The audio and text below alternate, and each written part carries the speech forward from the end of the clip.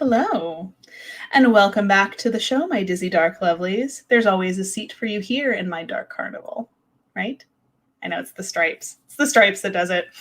I'm your future ghost with the most and ringmaster of the Psycho Circus, Vivian Noir. And joining me today is a very dear friend of mine who loves cemeteries almost as much, if not more than me, which is saying a lot. Please welcome, drumroll. That was a really bad drum roll, but you guys get the idea. It's pantomime. One half of the Haunted Side, documentarian, and the host of Cemetery Road, Jason Spencer. Hey! Hello, all. How are you doing? I'm doing good. Awesome. It's been a week since I've seen you? Yeah, I know, right? We were just together. I know. Hanging out. It was fun. Looking for ghosts. We were. We found some. Mm-hmm. It was pretty cool. I would love to go back there.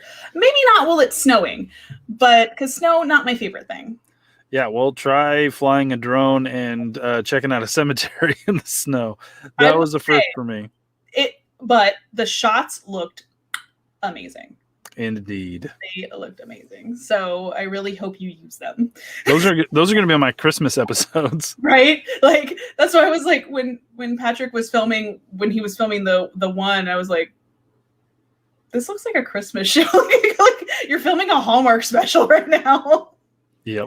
It was very nice. It was very nice. It was a very nice atmosphere. Not great to stand in. Not great to walk around in the snow. I'm not drive in. I'm from Vegas, so snow terrifies me to drive in because I don't ever do it, and B, I literally don't really own any winter clothes because I live in Vegas and it doesn't get that cold here.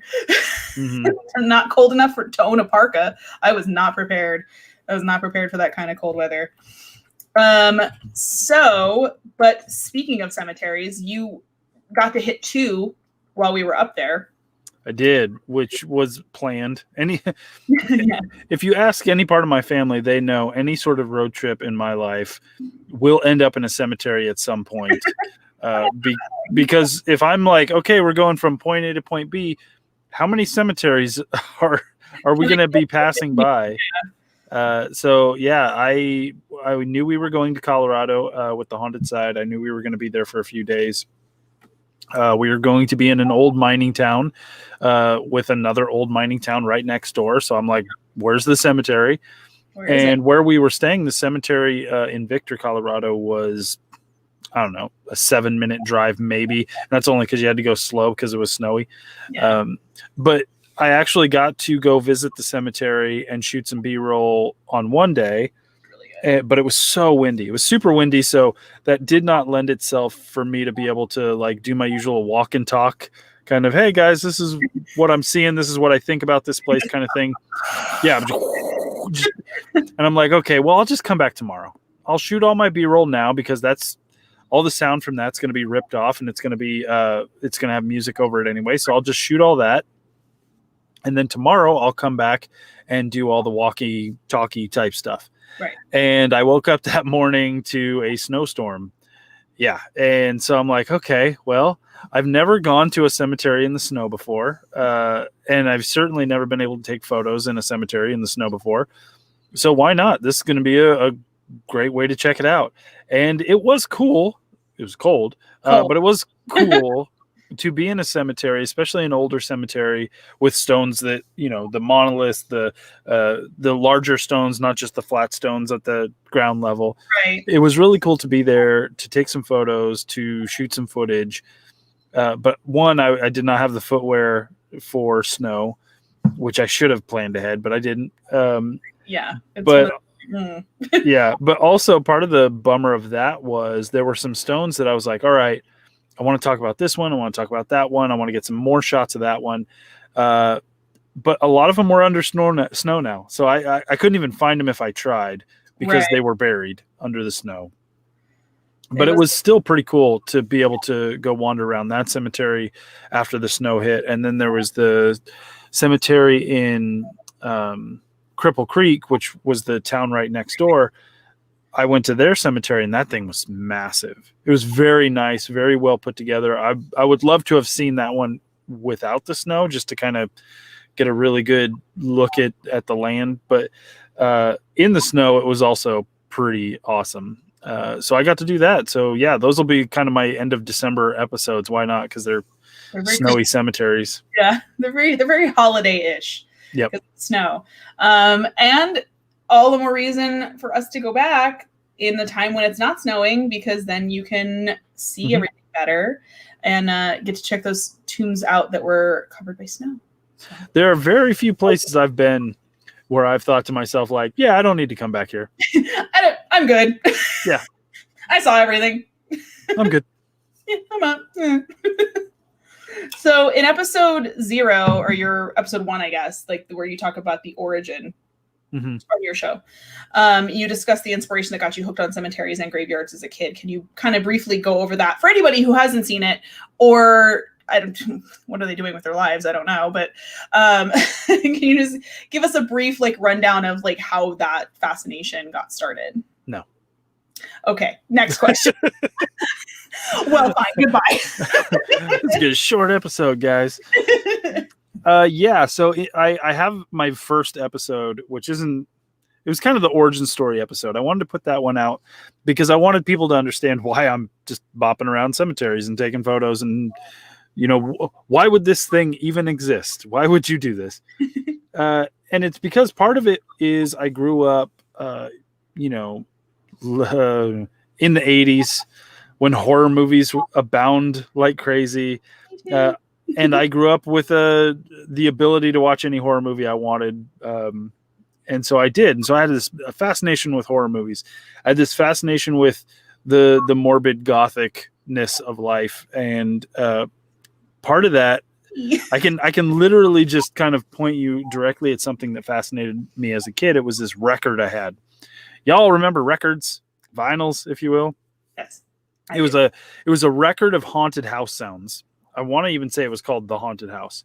And the cover to this vinyl was just this scene of this haunted house in the distance, this cemetery in front of it, tombstones all jagged coming out of the ground, a big old dead tree with no leaves with an owl sitting on it, skeleton hands popping out of a grave, all that creepy stuff. And I found that cover to that record to be just fascinating. I would stare at that thing forever. But that was my experience with cemeteries. It was pictures in that horror movie where the zombies all crawled out of the graves, and it was, the cemeteries were always this thing that you would not experience unless someone had passed away or you were dead. It was just one of those things. Right. So flash forward, I'm probably like 12 years old. We go on a school field trip that is to a place called Bowers Mansion. Bowers Mansion is a regal estate in Nevada, near Reno, in between Reno and Carson City being the capital of Nevada. And it was built by a family who made a ton of money off of the mining in the area. And, long story short of that, it's now kind of a tourist location kind of thing. But next door to it ensued, and they lost. Yeah, exactly. It's always like that. Next door to it is a pool, and it's got a park and hiking trails and all that kind of stuff. And so we would take field trips there either with the school or with the summer camp that I was usually a part of, to go to the pool and to have picnics and all that kind of stuff. I think we even toured the manor a couple times. And one time we went there, one of the counselors said, "Hey, we're going to go on the hike on this trail that's right behind the manor. Do you want to go?" And so it was me and a couple of my friends. We were like, "Yeah, sure, why not? Let's get away from everybody, all the rowdy kids and stuff. Let's go on this little hike." And it was a little hike. It doesn't go very far up this hill. It just basically goes up about 10 minutes, and you're overlooking the mansion and the grounds, and it's kind of nice and pretty. But the end of that trail is the family cemetery. And when I say cemetery, I'm talking like 3 graves gated in. Like, it's tiny. It's a family plot, just basically just like very much just the family plot. And it's the husband, the wife, Mr. and Mrs. Bowers, and their daughter, Persia, but there's also a baby buried there as well, but there's no like major plot there for the baby. And so I went on this hike with my friends, not thinking anything of it, and we get up to the top of this little trail, and there's graves there, and it just blew me away as a kid that like there were people buried right in front of me, like dead bodies, skeletons at this point, because these people are super, super old. Right there in front of me. Literally, you turn one direction, you see their home that they lived in, that they built in the prime of their lives, and right behind you is their bodies. Right, where they are laid to rest. Yeah, it fascinated the heck out of me. But the thing that really blew me away was that doing a little bit of math on the tombstones, because obviously you had Mr. Bowers and you had Mrs. Bowers, and then this other one, what's this other one? It's their daughter, but when you do the math, she was only like 12, 13 years old when she passed away. Appendicitis, apparently. She lived a very short life. And that cooked my noodle, because at the age I was, I'm going to live forever. You know, you're young, you're invincible, you're immortal. Mortality at that age. Yeah. Old people die. Yeah. You know, people die when they get into car accidents and stuff, but it's only old people that happens to, kind of thing. It doesn't happen to me, kind of thing. And so being kind of confronted with my own mortality in that moment really kind of blew my mind. And from that point on, I've just always been super fascinated with cemeteries, and that fascination has never really gone anywhere as I've grown older. But it's really come to fruition over the past decade or so. I've gotten into photography over the last 20 years. And, I love landscape photography. I love architectural photography. Very few times am I shooting people, like models and stuff like that.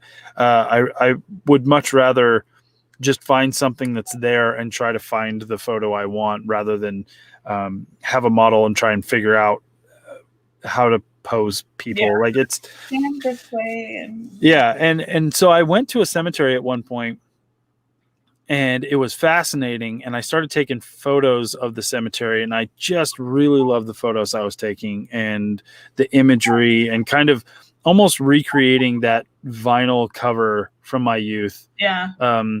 But not so much in the spooky, creepy monster movie type way, but in a beautiful remembrance type way. Like, there's, and also in my travels, I've just experienced many, many different types of cemeteries. So, the variety of photos you can take in a cemetery just is weird.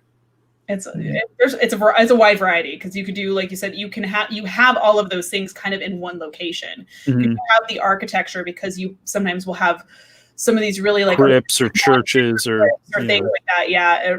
And then plus the landscaping in some of these really older cemeteries that have like the big trees, and like how they're landscaped around the graves and stuff like that. So you have like all these different types of photography within one location. Yeah. And when you think of the fact of like, where's the sun? How's the sun hitting this location right now versus the morning versus the evening? What does this look like in the spring, summer, or fall? What does it look like in the winter when there's snow everywhere? So there's so many ways to photograph these cemeteries. And it wasn't until recently when, I'm part of the haunted side team. We go and we do ghost investigations, all that kind of stuff. And I'm on my off time. I'm going to these cemeteries and I'm taking photos and I'm doing that kind of stuff. And I thought to myself, like, why don't I document this? Because I had started doing the behind the scenes videos for the haunted side, and I really enjoyed doing those. And I thought to myself, why don't I do this same thing, but when I go to cemeteries to take photos, I'll just do like a little behind the scenes of that, and I can make that into my own show. Kind of scratch that creative itch multiple ways through my photography as well as my editing and my, cinematography, all that kind of stuff. And so I said, why the heck not? And I kicked that idea around for about 6 months until I want to say, like, me and you just kind of kept throwing the idea back and forth. And I kept being like, hey, I kind of want to do this. And you're like, you should. And I'm like, yeah, I should probably, maybe, I don't know. And it got to the point where I got you excited about the project enough that you wouldn't let me just kind of like, nah, I'm not going to do it. I was, whatever. Me, the eternal burr under the saddle. That's right. And so I started doing it. So you can do it. You can do it. And you're like, okay, I'm going to go do it. I made a logo. If I made a logo, I have to do it now. Yeah. You're like, I'm doing it now. And so it all came down to, that. It all came down to that. But the Cemetery Road is basically that. It's me documenting myself going to these cemeteries and kind of telling people what I find interesting about each one, and then jumping in the car and heading down the road to the next one. So is there an actual cemetery road? There's a bunch of cemetery roads. You would be surprised at how many roads are named Cemetery Road that shockingly are next to cemeteries. Is there one near you? There is one near There is one near me. There's literally one just right up the street from me. But also where I lived in Reno, there was one that I would drive by constantly because I lived kind of nearby a cemetery. Mm-hmm. And so there was a cemetery road, and I'm like, wow, that's crazy. That's weird. And it empties out right in front of the cemetery. I wonder why they named it Cemetery Road. Weird. A little bit of a hat on a hat, but that's okay. But I've come across multiple cemetery roads. That's almost how you find cemeteries in the much smaller little towns and villages that you will come across. Mm-hmm. You just literally look at Google Maps and find Cemetery Road. And it usually leads to a cemetery of sorts. Absolutely. Because otherwise, sometimes some of the older ones do you find that some of the older ones aren't maybe necessarily located on a map? But the street. Yeah. I mean, there are plenty, like if the usual rule of thumb is I'll get on Google Maps and I'll type in, like I'll zoom in on the area that I'm going to be at. I'll type in cemetery and it'll look for any cemetery in that grid. And I guarantee you there are cemeteries in that grid that are not marked when that thing comes up. Yeah. I have been on my way to one cemetery, and as I'm driving, I'm like, what? There's a cemetery right there. I got to turn around. And I'll pull up Google Maps, and you got to zoom in. And you can see it on the Google Maps, but it's not listed there. There's no little like name on there or whatever. In fact, there's a cemetery that's going to be in an episode in a while. I don't know exactly when.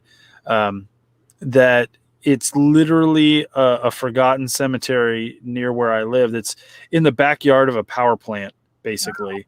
That is a handful of tombstones left in this little plot of land underneath these trees, and it's all overgrown, but it's not on Google Maps. Like, yeah, someone told me about it. They're like, hey, have you been over to this place? I was like, there's a cemetery there. And I tried to find it on Google Maps, couldn't find it. And I had to ask for directions. And so, yeah, there's a lot of cemeteries that you won't find on Google Maps. Plus, honestly, especially in the kind of area I'm in, you can look up cemeteries on Google Maps and it'll point you, like half the ones that come up are family plots in the backyard of somebody's farm. House or something. Yeah. Yeah, no, I'm not going there, obviously. Hey, can I come take a picture of your grandpa's tombstone back there? Can I see it back there? Can I come back there? I'm with a YouTube show. Come on. We've told you to leave. I know. He's back again. I'll be back tomorrow. Mm-hmm. So anyone who has seen the show can attest the show is not obviously about paranormal. It's not a paranormal show at all. It's not about paranormal activity or investigations. So what is the approach, and what do you hope to teach people in the show? It's kind of like a travel log. Yeah. And I wanted to separate that and make sure people understood that it wasn't me investigating cemeteries. Right. I'm not investigating cemeteries. I'm not down there doing EVP sessions on tombstones and stuff like that. I want to be as respectful as possible when I go into these cemeteries, because there have been times I've gone into a cemetery to take photos and I notice, wow, there's a lot of cars coming here all of a sudden. And oh, that's because there's a funeral over there. I think I'm just going to leave.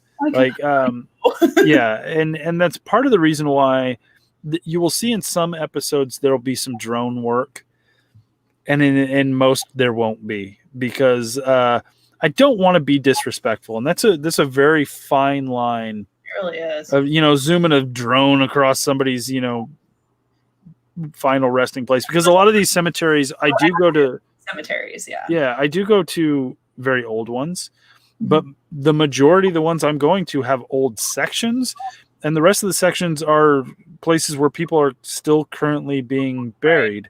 Used. Yeah. Yeah. So we don't want to be disrespectful. So if I feel like there's a way I can fly a drone and still be respectful, that I'm not bothering anybody, and honestly, I'm trying to do the drone flying as responsible as possible, so my drone doesn't come crashing down and possibly hitting a marker or something like that, I'm just not going to do it.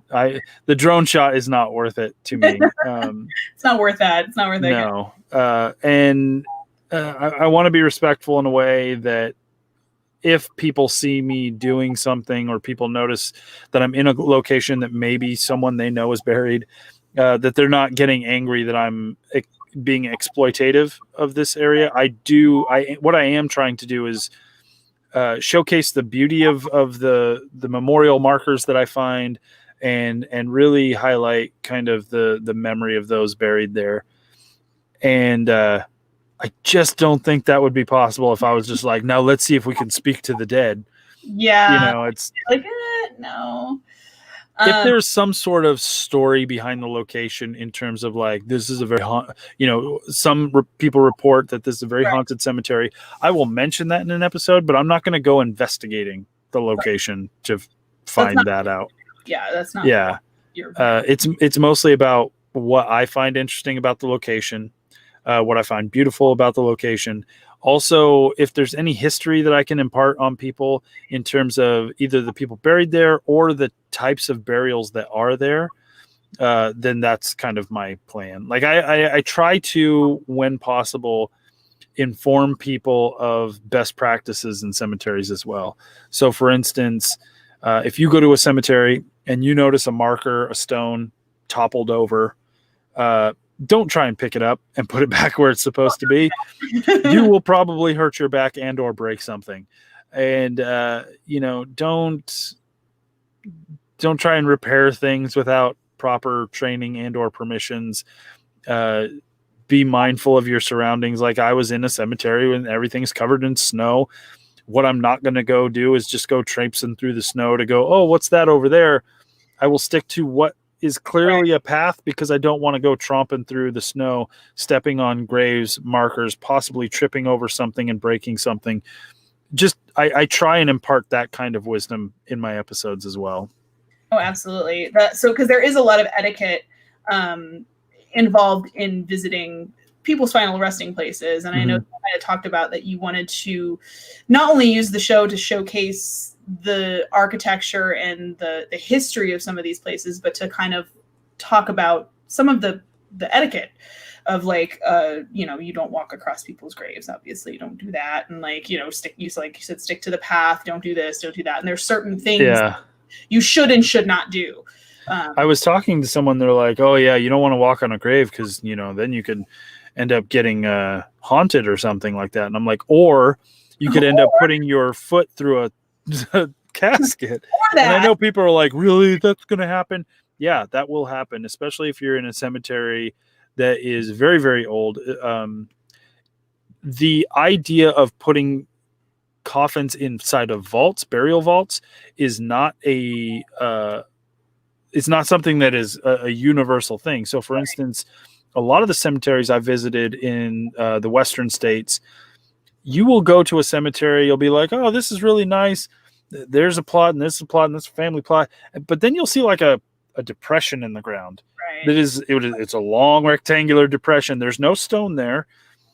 So you're like, well, that's not a grave, is it? No, yeah, more than likely it is. It's more than likely a grave that one had a wooden marker. So that wooden marker has either been worn down through weather and the elements, or taken. It's been taken at some point. But what is underneath the ground there was more than likely just a wooden coffin placed in the ground, covered with dirt, and the ravages of time have worn down that coffin. And at some point, more than likely, the weight of the earth, the decomposition of the actual casket, which is more than likely just wood, broke and sunk, and the ground went with it. And so there's this little depression there. And you could cause that by walking over people's graves.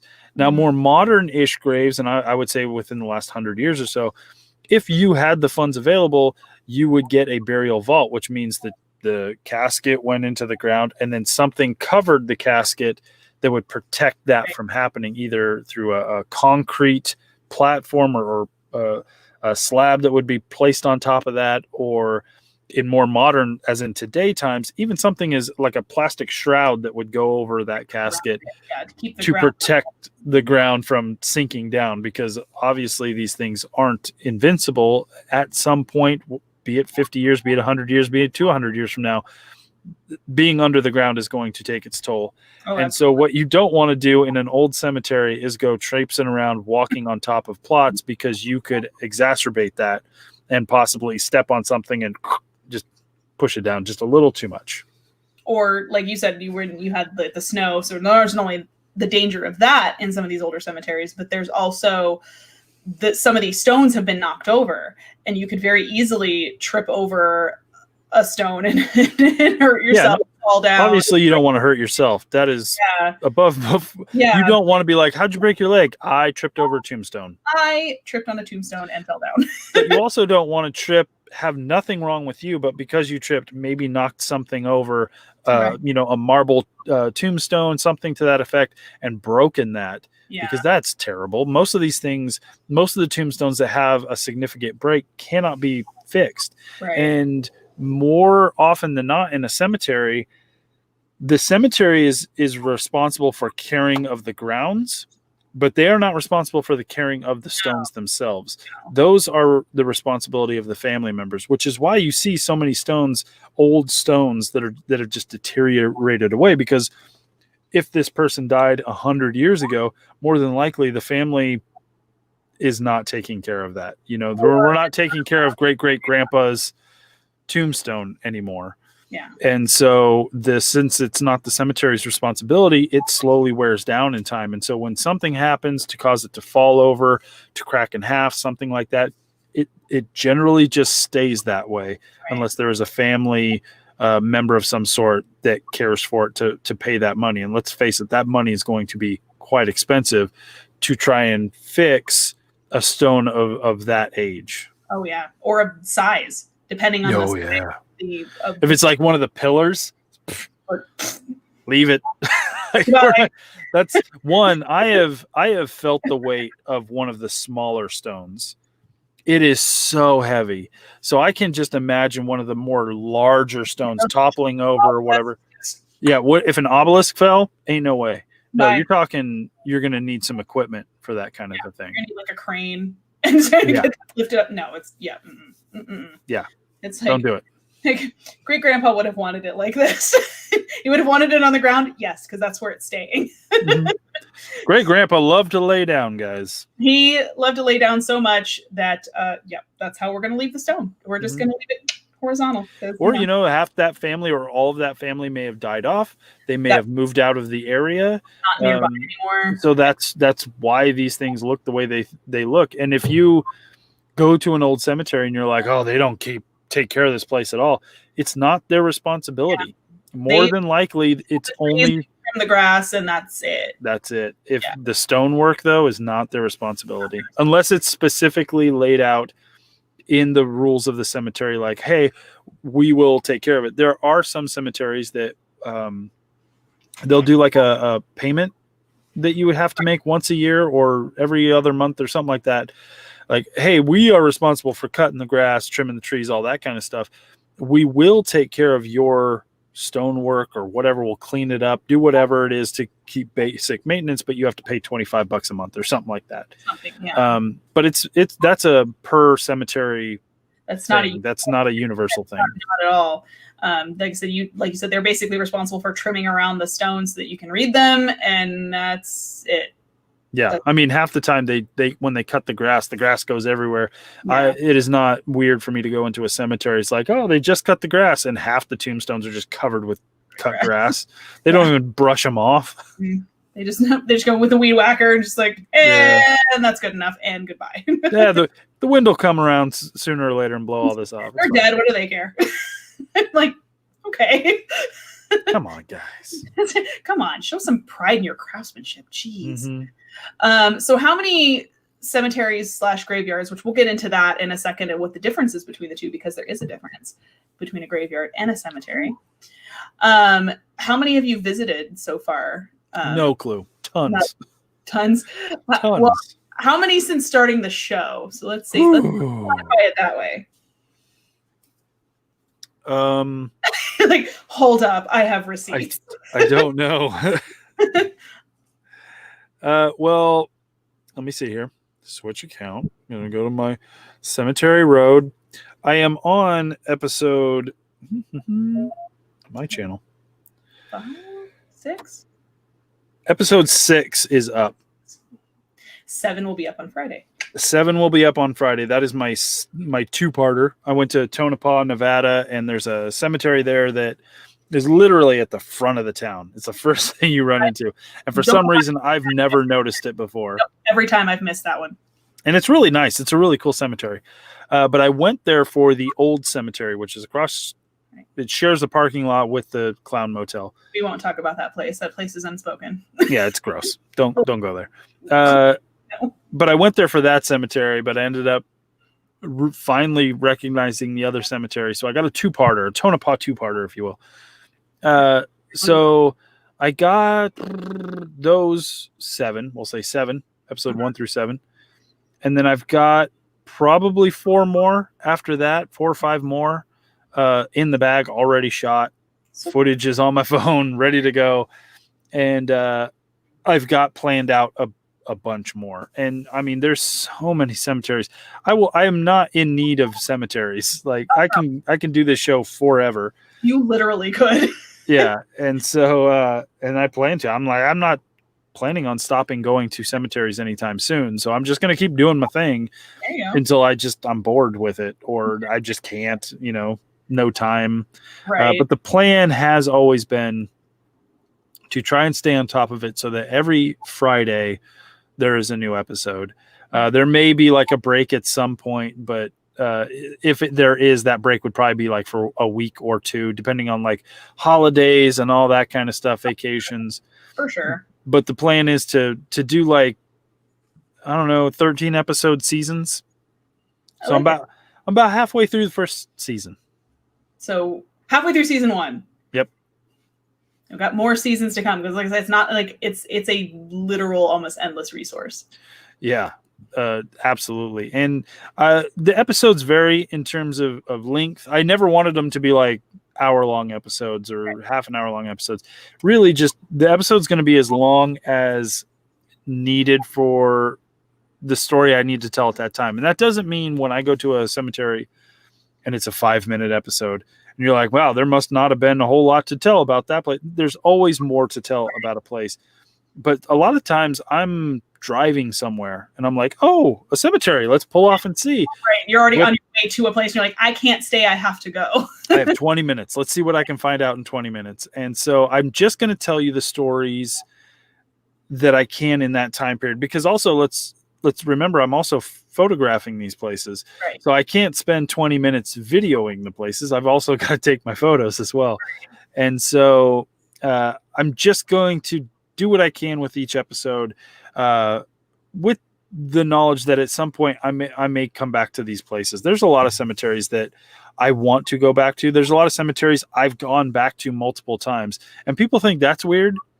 They think it's weird that I visit cemeteries as a hobby anyway, but then they think it's really weird where I'm like, yeah, I've been here like 4 times. They're like, really? you didn't get enough the first time you went here? I'm like, no. Buried there? No. Because the last time I was here, it was springtime. Now it's fall time. It's a whole different aesthetic.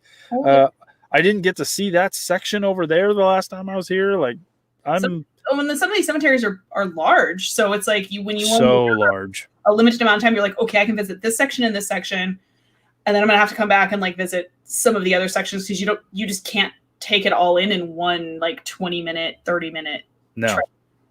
And I try not to rush through cemeteries because I feel like I miss so much when I do that, and then I leave the cemetery kind of kicking myself that like, you didn't do that right. You didn't spend time. It wasn't a relaxing visit because I was just like, oh, I gotta go over here and then I gotta go over there. Yeah, that's not the point of this project. This project is supposed to be fun for me in terms of scratching that creative itch, but also a way to kind of show people some coolness, to show them that cemeteries aren't creepy, gross places. They're rather beautiful and they're very interesting. And if you like history, this is one of the best places to find that. And what I don't want it to be is just super rushed and like, I'm not trying to showcase every single tombstone in a place, but what are you going to do? Right. So this might be a loaded question then, but what has been your favorite one you visited so far? Easy. That is an easy answer. Oh, I thought I was going to trip you up with that one. I got two. And the first one at the top of the list is Greyfriars Kirkyard in Edinburgh, Scotland. I was there, and it's awesome, and it's amazing. And I did have a lot of time there while I was there, but I don't feel I took nearly enough photos. That's one of the things that kills me every time. Is I'm just like, man, I wish I could have taken more photos. I wish I would have just had a day. Honestly, in a cemetery like that, as old as it is, as beautiful as it is, just give me walk in there in the morning, have a nice hearty breakfast, walk in there in the morning, and come out when they kick me out. When they get ready to lock the gates and they're like, exactly. Go. And I could spend that entire time taking photos and checking out the entire place and still leave bummed out that I didn't get to it all. Can I get one more hour? Yeah, come on, please. I got a flashlight. So that one's definitely there. And I really hope I'm able to get over to Edinburgh again to do a Cemetery Road episode. That would be great. But also, I just want to take more photos. Yes. That one is my favorite. The second favorite, I don't even know what it was named because I was on a trip with some friends we went on a trip to Boston. And during that trip, we were driving all over the coast, checking this out, checking that out. And literally we were driving down this highway and like, there's a cemetery, big old cemetery, giant trees, rolling green hills. Like this place was massive. Oh yeah. And the sun was going down. It was like golden hour. And I'm like, we got to pull over. And my friends are like, oh, again? Because this is like the third cemetery I made them pull over. Because this was my first time over on the East Coast. Right. And I'd never seen cemeteries like this before because they are vastly different than the ones I've seen in Nevada. Oh, absolutely. It's just night and day. And I'm just like, I need to see more. So I made them pull over. And I literally, they sat at the car. Like literally leaning on the car, arms crossed for like 40 minutes. That's as much as I had because literally golden hour, the sun was going down. Oh, yeah. And I was running, like literally just sweat pouring off my face, running around the cemetery trying to take as many photos as possible of these overgrown tombstones, of these old tombstones, new tombstones, all this kind of stuff. And I had a great time. Like I was so excited to be there because it looked so cool. And I got some really cool photos. And I'm sitting in the car and as we're leaving, I'm like, yeah, that was great. That was cool. Wish I would have had more time. And they're just like, all right, no more cemeteries. We're not going anymore. I'm like, okay, whatever. It wasn't until later that I found out that the cemetery actually had the final resting place of Lizzie Borden. Wow. And I didn't know that. If I would have known that, if I wasn't just all slapdash, look at the cemetery, let me run around. I could have gotten a photo of like her tombstone. That's cool. Because, you don't come across, quote unquote, famous people, well-known people very often. True. And so like all I have to do is a Google search of like, where is she buried? And I'll figure out what that cemetery was. But I do plan on going back to the East Coast, legit. And it may sound weird, for a cemetery tour. Like that's all I'm going back for. I told my wife that I was like, I'm going to the East Coast. I got a friend out there. He lives near Boston or in Boston at this point. I'm like, I'm going to go visit him, and then I'm going to make him deal with me while I just hit so many cemeteries. Please and hit Salem, because those ones are. I've been to Salem, and those cemeteries are great. Yes. But I visited like the main cemetery in Salem that's like literally in downtown. Yeah. Where like all the witches are buried and all the people who killed the witches are buried. But then there's another massive cemetery like up the street. And as we're leaving Salem, I'm like, oh. And they're like, we're not stopping. We're not stopping. We got to go. And I'm just You're like, dang it. So that was awesome. But I do want to take a road trip to the East Coast, visit my friend, do all that kind of stuff. But I want to go to the Sleepy Hollow Cemetery. Oh, yeah, that would be a cool one, too. Oh, I've seen photos. They look so awesome. I want to go so bad. War cemeteries back there, too. So there's like Gettysburg back there. There's Antietam. There's like all those battlefield cemeteries that are so many. Cool. Lots of history there. Like, and it's when you get, New England, you hit some of the Revolutionary War cemeteries. You hit like, the colonial stuff. So how old as our country gets, pretty much. Well, apparently I was in one of the oldest the oldest cemetery in America for the white man. It wasn't far from Plymouth Rock. We went and checked out Plymouth Rock. Plymouth Rock is small, guys. It's like this big. Like you think Plymouth Rock and you're like, look, Plymouth Rock. And you're like, no, it's like a stone on the ground, and it's like in a cage right now. People throw pennies on it. I was like, wow, history books done me wrong, because they did me dirty. But I went to a cemetery, and upon further reading after the fact, it was supposedly, as far as I was told, the oldest cemetery in colonial America. Like, this was the first one. Let's start burying the people that came over on the Mayflower type stuff. So that's really cool. Need to go somewhere. Yeah, exactly. So are you ever, and I know a lot of people, like we said, some people are creeped out by cemeteries. They're scary. They think they're eerie and weird. Are you ever scared visiting cemeteries at all? No. Nope. I've never been scared at a cemetery. Neither. Ever. I find cemeteries to be very calming and interesting. I guess I'm just too interested and fascinated by everything to really feel scared. I'll tell you what, maybe if I went at night, maybe if I'm in like an old cool cemetery at night. Like if you were Greyfriars at night. I went on a ghost tour of Greyfriars Kirk. Because it's supposed to be very haunted. Oh, yeah. So it's super interesting because Greyfriars was built or created because the original cemetery was overflowing kind of thing. So they're like, all right, let's make a new cemetery. So here's a brand new cemetery. It's right here. And it's interesting because it's like right in Edinburgh and like the city proper. But that's because the city grew around it.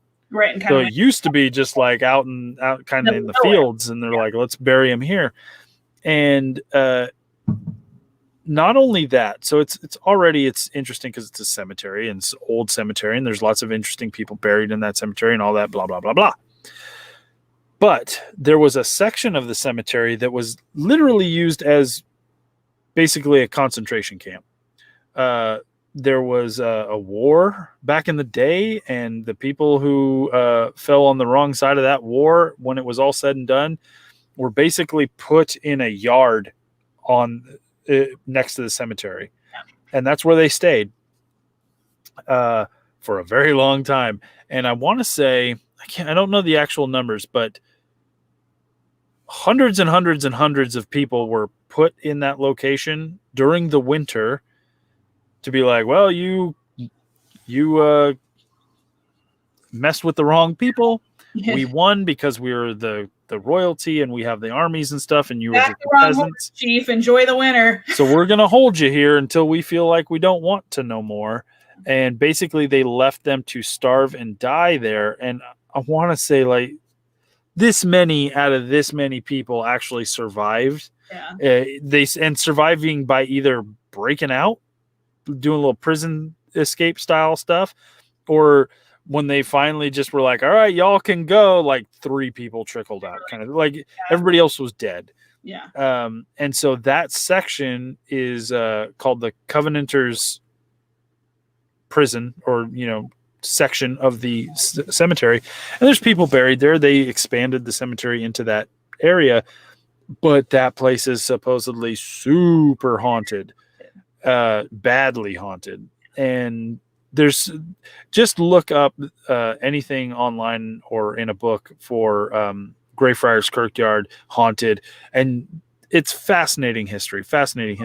So I was there visiting a friend, and I was like, I want to go on a ghost tour. So we went on 2 ghost tours, one for the underground Edinburgh, which was interesting, but not as interesting as the Greyfriars Kirkyard, which included going into the Covenanters prison and all that kind of stuff. So at night, it was like 10 o'clock at night. We go in there and we're wandering around hearing all these stories. Got to go into a crypt that's supposedly really, really haunted. Very fascinating stuff. That's awesome. That's like that's the only time I could see maybe being like, okay, this is a little eerie, would be like possibly at night. But I also find cemeteries to be very like a very peaceful place. I'm not creeped out by them at all either. So like I said, it might just have, just because maybe the atmosphere does change a little bit at night, because cemeteries, unless they have lights on the graves, are very dark. They're very yeah. And that reminds me, one of my favorite cemeteries I've ever seen was in Germany. I lived in Germany for a few years, and I was coming home from a night out on the town by myself. My friends were like, hey, we're going to go to the next club. You want to go? And I was like, nope, I'm going to go home. Godspeed. Yeah, but I decided to walk home at that point. The walk home was probably about half an hour walk. But we're in like downtown of the city I lived in. And I would have to walk up to my where I lived, and you have to walk down this main road and then go up this hill. And at that corner there was a cemetery. It was kind of a large cemetery, covered in trees and stuff, right in the middle of town, kind of thing. And I'm going down, and I'm kind of looking over. I'm like, what are those lights? And I figured out, and this is like 2 o'clock in the morning, so it's dead out. Yeah, nobody's out. Pun intended. But every single plot had a light On it. It was they were all candles, and we're not talking like solar powered little tea light looking things. Yeah. No, they were all candles. Every evening someone would go in, place a candle, light it, place a candle light on every single one. And so I stopped at this turn. I'm supposed to go that way, and over here is just this cemetery that's in the trees and stuff, and it's just all these little flickering lights all over the place. And it was one of the most beautiful sights I've ever seen. That doesn't sound creepy. That sounds pretty. No, it was awesome. And I was like, obviously it's nighttime. You don't want to go into a cemetery at night because you're literally not really supposed to be in there. More than likely they've closed and locked the gates. Or there's at least a sign that says, hey, once the sun goes down, don't be here. Yeah. Partially because, one, they don't want people farting around in the cemetery at night, but 2, it's not really safe. You could trip over stones. We've been over that kind of thing. Yeah. But it was awesome looking. Just looking out over all these twinkling, flickering candle lights. It was great.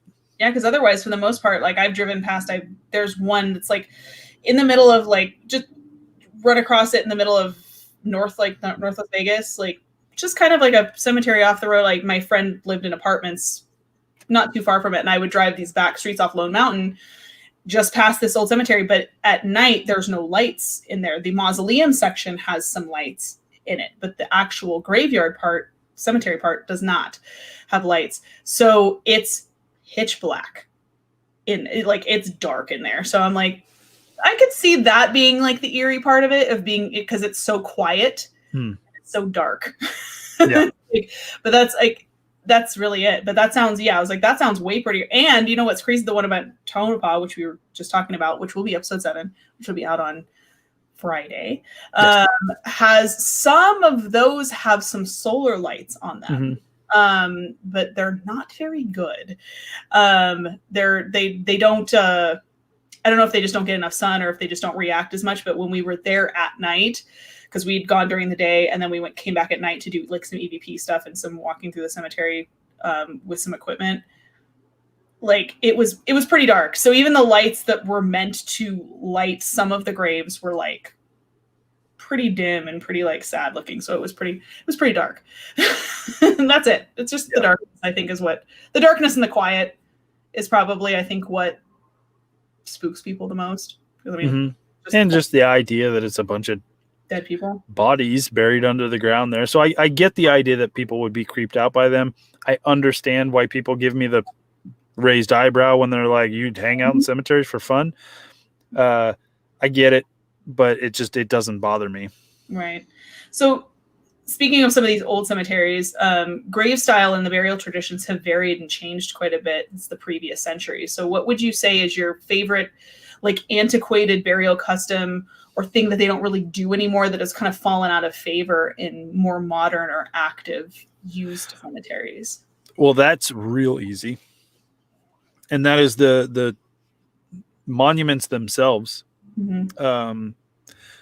I like big, grand monuments. And when I say big, grand monuments, I don't mean like, oh, it's got to be this towering, beautiful marble, shiny thing. Like even ones that are just this far off the ground, you know, like I love the stonework. I love not just the stonework, but the care that went into whatever was put onto the stone. I love the artistry. I love the storytelling, all of that stuff. I love wooden tombstones that you can barely make out because weather has just aged them beyond reading. I like that. I like the personal monument. It's awesome. If you go to a cemetery now, more than likely they are flat plaques that are on the ground, level with the ground, and that is for one reason and one reason only: so you can mow the lawn easier. Yep. And that is so annoying to me. So you heard it here first. You heard it here first, guys. Jason likes big headstones and he cannot lie. No, can't do it.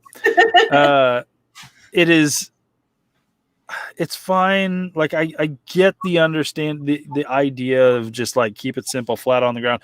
Then we can drive our lawnmower straight over those stones and not have to like go back and forth and around and be all nice. But man, that takes so much of the personal touch out of that monument. And let's face it, it's a monument to someone's life. It is supposed to be a reminder that this person was there, they existed on this world. And when you look at some of the monuments in much older cemeteries, that monument's going to tell you a story about that person in some fashion or way. It's going to tell you what their beliefs were in life. It may tell you their job. It may tell you how much of a family they had. It may give you clues as to kind of how that person was in life, depending on who was in charge of getting that stone. And maybe they just screw it, just put his name and his birth date on there. I don't care because he was a jerk. Yeah.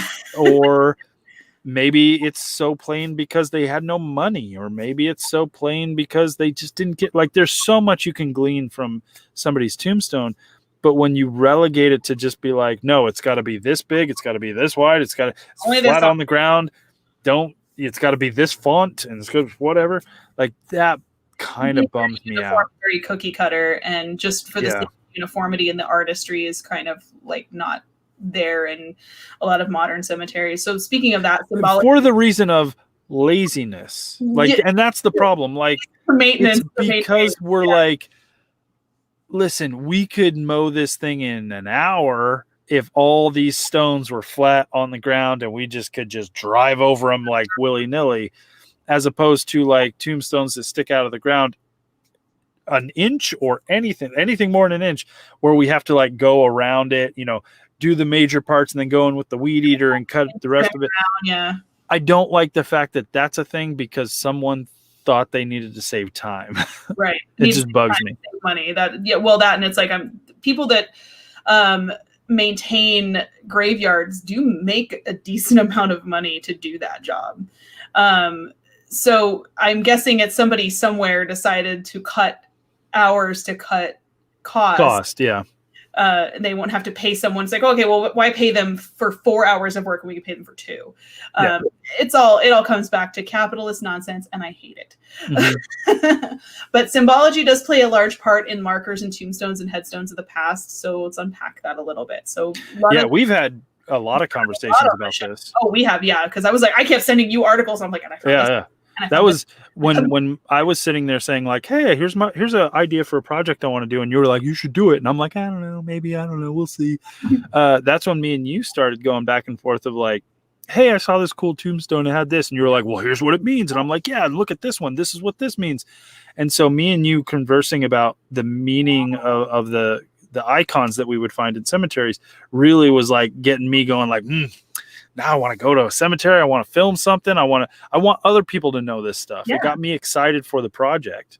Because everything on those older tombstones, whether it be a flower, whether it be a book, like you've covered in an episode of Cemetery where you talked about like a book or a scroll being on someone's headstone, what that means. Those all mean something. It's not just a pretty, like, this is pretty.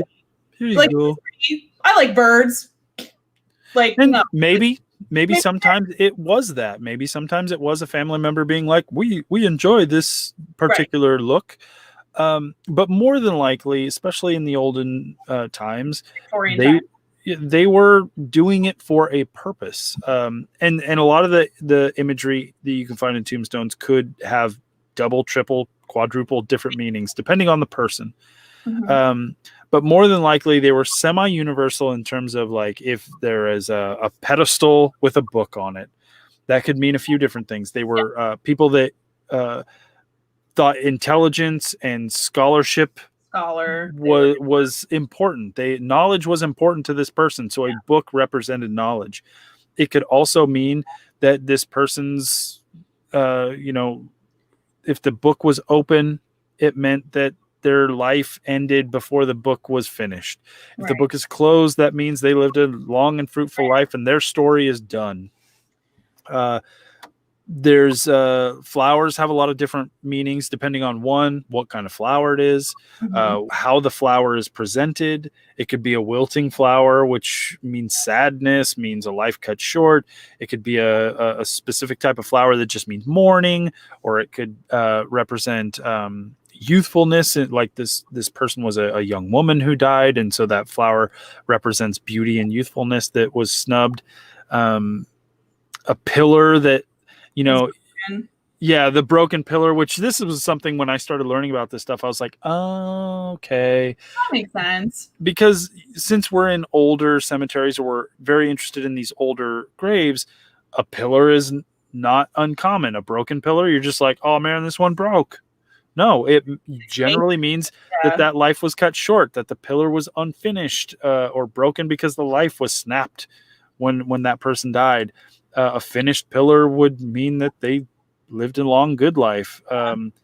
Urns on, the urn-like sculpture on a tombstone is important, partially because burying people in the ground is not something that has been happening for a bajillion years.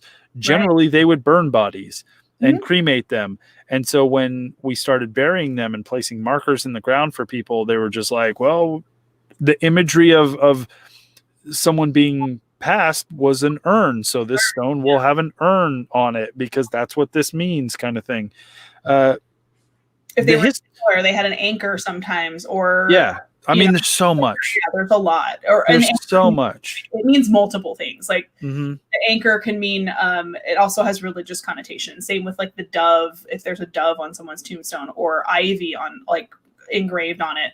Like you said, the flower, if it's an open flower, if it's a closed bud, that could mean it was a child. Like there's a lot, there's so much like behind that, and that's where you lose a lot of that artistry, because when those stones are not made anymore, and when people don't do those sort of stones, or when you're not permitted to place that kind of stone with this ornate artistry on it, that's a lot of that is lost. When it's just like, you have a plaque to work with and then this many letters and then this is the date and that's all you can put on it. And it's like, epitaphs, of course, too, are as unique to a person's final resting place as the people themselves. So what has been the most memorable epitaph that you've encountered so far? Well, there's so many. That's the thing with the cemeteries, and when you travel and see so many different cemeteries from so many different areas of the country and the world, you see so many different approaches to the memorials that are placed for people, to the point where a lot of them could just have initials, call it a day, have a nice one. Yeah, that's it. A name, a birth date, and a death date, that's it. Or just a death date, whatever, have a nice day. Or a Bible verse, or something as simple as like caring mother, devoted father, something like that. That sort of thing, yeah. But I've seen some ones that are really that go kind of the extra mile in remembering that person. There are a couple in episodes that I've done and to come. So there was an episode I did a couple episodes ago at the Pioneer Cemetery in Salem, Oregon. That's the big one, right? That was the big one. Like that's what I would pick out for sure. Yeah, it threw me off because I walked at Bayless was the name on it. It was this giant stone, big stone that said Bayless, had a couple names on it, and I was like, oh, that's interesting. And I saw another stone kind of off to the side, so I went to go look at that one, took a picture of that one, and I turned around and I noticed that the entire back of the Bayless tombstone had the history of the husband and wife that were buried there. I was like, oh, dang. Like, and we're talking the history. It was a paragraph. A couple of them. Like, there was so much. And I'm like, oh, what is this? Yeah. So I started reading it, and it turns out the people that were buried there, two people, a husband and a wife. And the husband was a freed slave from back in the day who, once he was freed by his master, he made his way to Oregon and he became a very successful blacksmith. And eventually he married his wife. The history of his wife was she was a slave who she was also a freed slave, but she had a much rougher time, went from master to master who were very abusive, eventually got freed, eventually made her way to Oregon as well. Her husband had passed away. She remarried this man. They had children, blah, blah, blah. All that to come down to the point where he died or she died. I can't remember which one died first.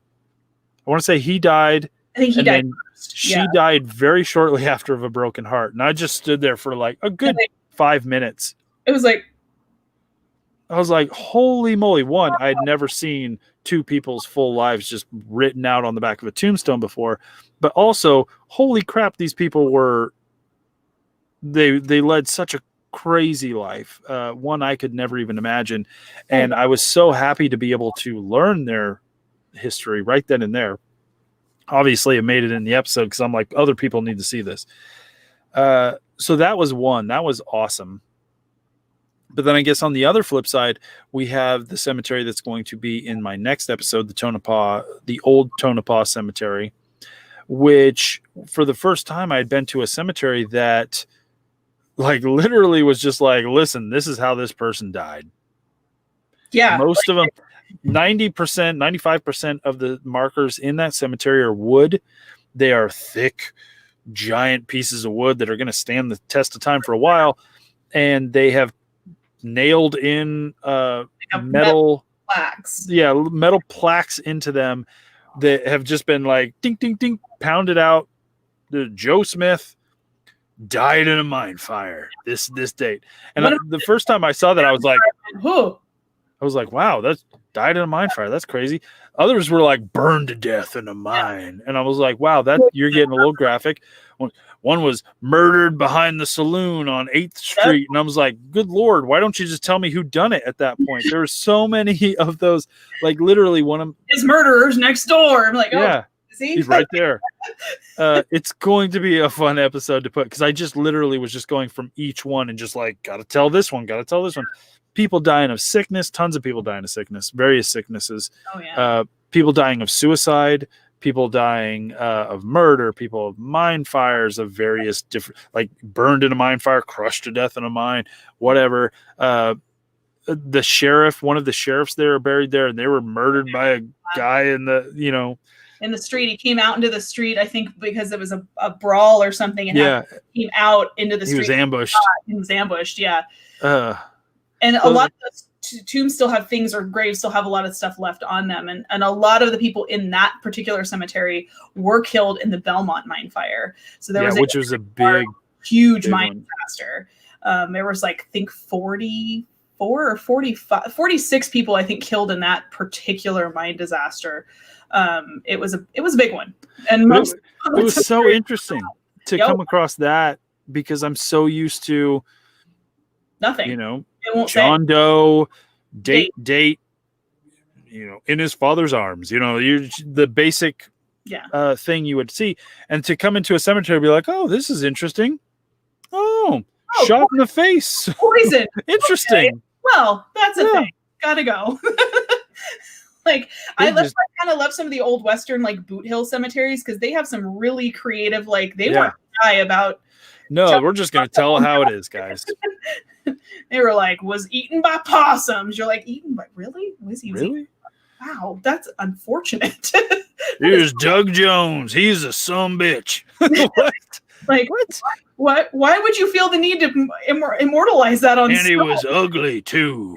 Just like the weirdest thing. It's so weird to go from like being in Boston to being like, look, John Adams is buried here, like just carved marble that stretches to the sky, and then come across the country to the Old West, and it's just like Doug Bones was bit by a snake and he died an ugly man, and all he got was this piece of wood that you could barely read anymore. It's so weird. Died upside down in a trench. You're like, okay, wow, that was real specific. I don't know if we needed that, but sure. Yeah. I mean, near Tonopah, I didn't get a chance to do an episode on this cemetery because by the time we got down there, the sun was going down and we needed to move on. Is Goldfield. Goldfield's about 30 minutes away from Tonopah down the road. And they have a pretty interesting cemetery too, just like the Tonopah one in terms of telling it how it is kind of burials.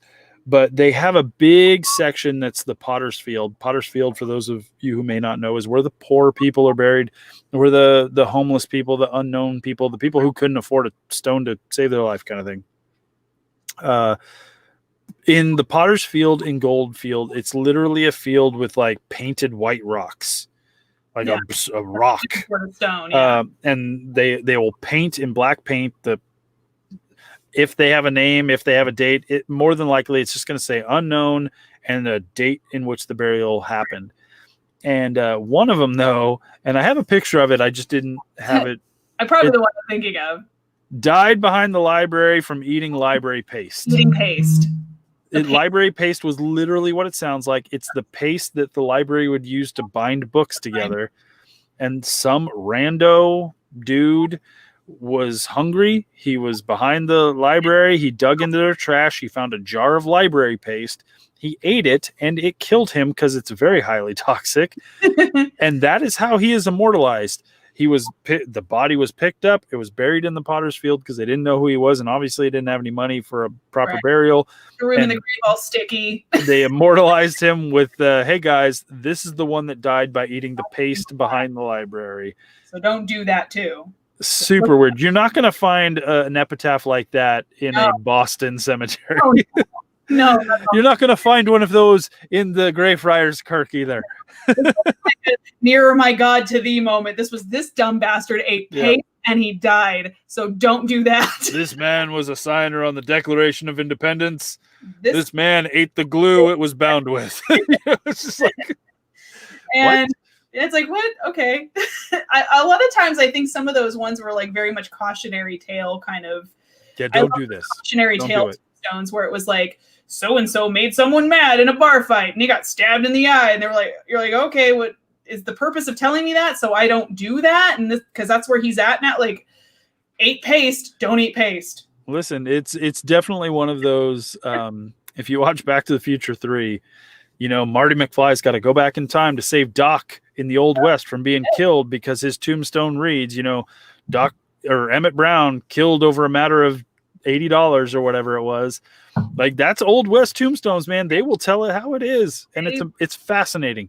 I love the dichotomy of like the artful, massive monuments to life that you will find in one place, and the stick stuffed in the ground that tells you this guy got shot in the back in one place.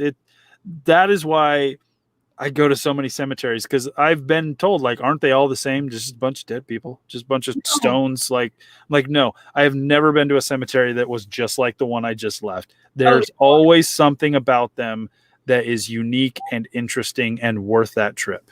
Absolutely.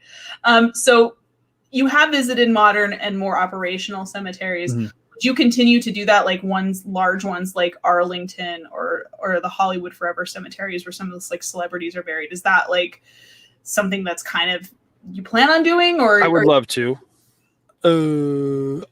But that also that rides that fine line. Very fine line. That I would love to visit them shooting an episode of my YouTube show. I would have to think about.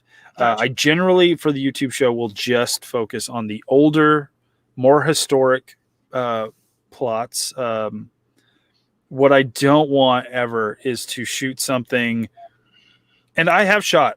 When I first started trying to figure out how to do this show, what I wanted it to look like, I shot a pilot, as you do. I went and shot at a cemetery, trying to figure out kind of what I wanted this show to look like, what I wanted to, like the tone of it to feel like. And I sent you that episode and said, hey, this is kind of what I'm thinking. What do you think? We talked back and forth, and all right, I think I got it figured out. That episode will never see the light of day because it's not what I wanted the show to be. But while I was shooting that episode, footage that did not make it into the episode, because I thought in the editing, I'm like, no, don't want to put this in there, was I filmed footage of a very recent burial. It was a couple, a grandma and a grandpa. The grandmother had passed away about 2 years ago, and the grandfather had been buried about 4 days. And I filmed the plot, and I talked over it, and I said, well, this is, there's something beautiful about this, of like, these people are together now. Like, obviously, one passed away a few years ago, and now one has just passed, but now they're together. They're together next to each other again. And there's something sad but beautiful about that. And while I'm editing the episode, I'm like, the last thing I would want is to put this on YouTube and have somebody go, that's my grandma. Yeah, exactly. Somebody be like, beautiful. Like, that's my grandpa. He just died. Like, I'm not happy about that. Like, you're like cashing in on somebody's death. Like, that's not what I want. That's why I'm like, there's that fine line. I want to focus on the history of cemeteries and the history of burial in the world, in America, the world. But what I don't want is to make someone upset or something like that. So I really don't focus on modern burials at all.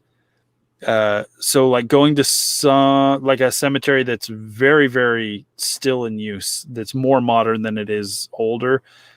While I am interested in checking it out and seeing it, I may not film for it. Right. It's something I would have to think about. Like, it's definitely a point of like, like, does it ride that line of ghoulish? You don't want it to ever become that like ghoulish sort of like thing, and that's not what you're going for. That's not the tone you're going for. Which is why, like, I think there's also a fine line too when it comes to like ghost investigators, paranormal investigators investigating cemeteries.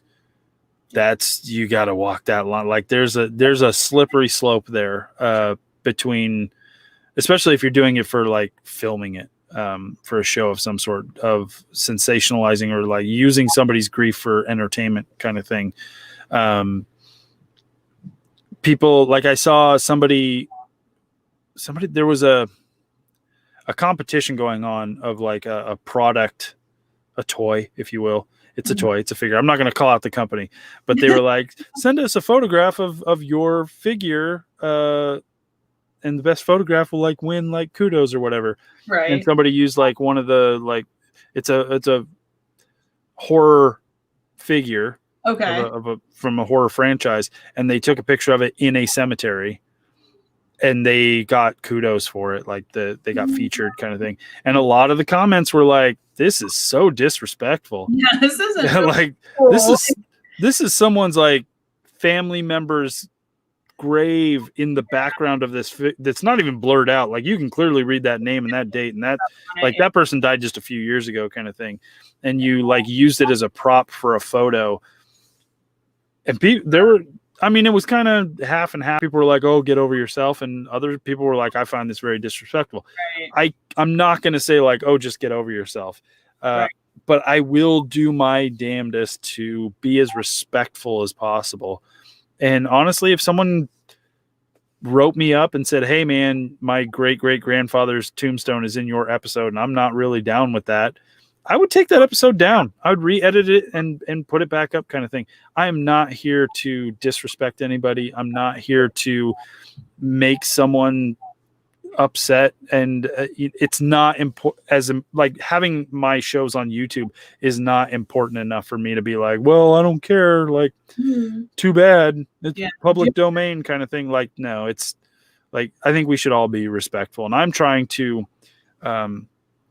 bring awareness and a little bit of knowledge to people through my travels, but I'm not going to sacrifice my morality or my humanness to do it. No, absolutely not. So what is the favorite headstone you've come across so far? I think I already know the answer to this one.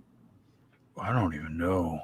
Oh, maybe I just guessed. Okay. There's so many. There's just so many. That one that you showed for the Invictor was really cool. So you know which one I'm talking about. I thought for sure it would be that one. Invictor? Yeah, the one that was the clear. Oh, no, that was in Cripple Creek. Oh, Cripple Creek. That was fascinating. So in Cripple Creek, you'll see in the episode, I was walking in the snow again, up this road. I was sitting while he was doing that. Yeah, you were sitting there having a nice drink with in the heat. I was tromping through a cemetery in the foot of snow.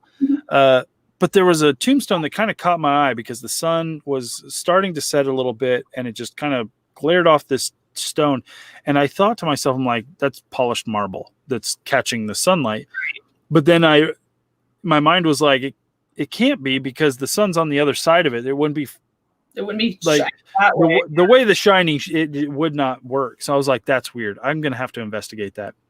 So I tromp more up this hill and I get up to the tombstone and it's literally, I don't know what it's made of. Could just be glass, but it's maybe quartz, but it's literally a clear see-through tombstone that's cracked. It's got some structural problems. There's a big crack through the middle of it. I could probably show you guys a little sneaky peeky on here.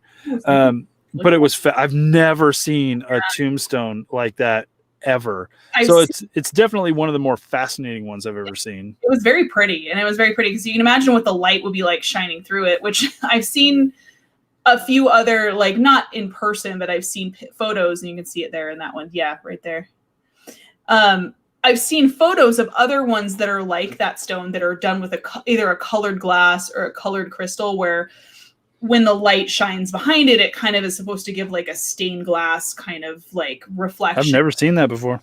It's the first time I've ever, actually, I didn't see it in person, but like that's the first time I've ever known of somebody seeing one in person. I've seen pictures on the internet of other ones that are like that. And I think it was, somebody said, oh, imagine how pretty that would be if you had like a whole, like several of those and the sun shining through them and you have all these different colors. And then somebody said, and I agree with this statement, they're like, or you could point it so that when the sun shone through your headstone, it shone like through to your enemy's house and just magnified it and caught their roof on fire.